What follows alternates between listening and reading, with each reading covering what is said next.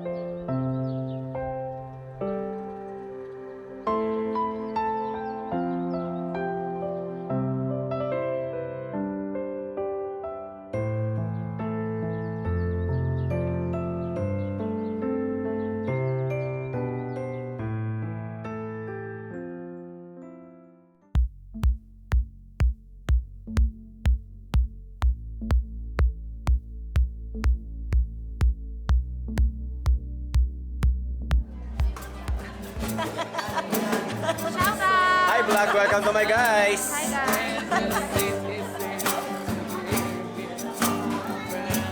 Diba may pabanda pa? Happy anniversary ulit. Ay! Kinilig si ate. Habang kumakanta to sila ate, napansin ko may kumakaway-kaway dito sa likod. So, bala ko silang pasikatin. Ha? Kaya i-zoom natin yung mga mukha nila. Well, anyway, hindi naman kasi sikat dito dahil hindi naman ako sikat. So, wala makakakita sa inyo.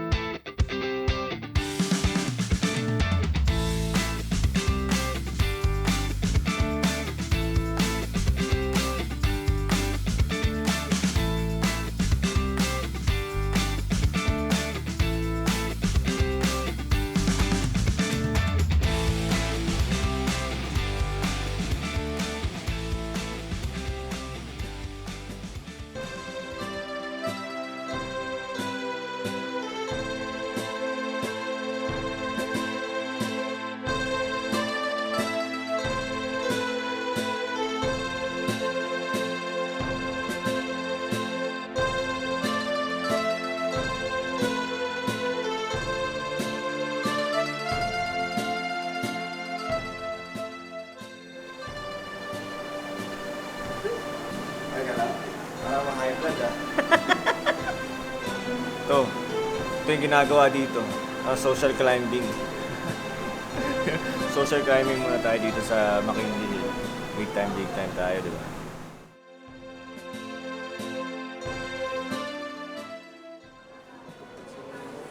Hi vlog! Hi vlog! Welcome to my guys!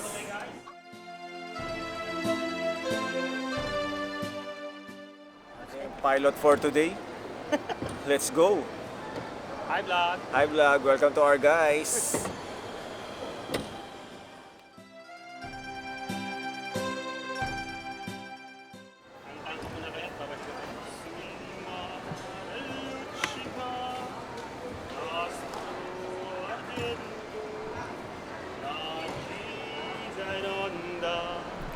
Prosper evento sul mare luccica l'astro d'argento la cida in onda prosper evento venite agile barchetta mia Santa Lucia Santa Lucia. Thank you. Alright, let's go! Ibon mang malayang lumipad, kulungin mo at umiiyak. Ay, pasipol pa. Ang lupit mo doon, brother. Iba? Galing. Thank you. Picture niyo po, kunin niyo na lang sa table sa gilid. Salamat, kapatid, ha? Thank you. Ang ganda, no?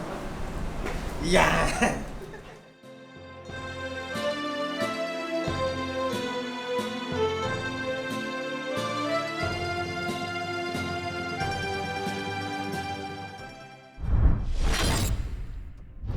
Sa wakas, natapos din ang pag-edit at pag-upload ko nitong 2023 na bakasyon namin ng Tita Andeng, no? May 2024 na.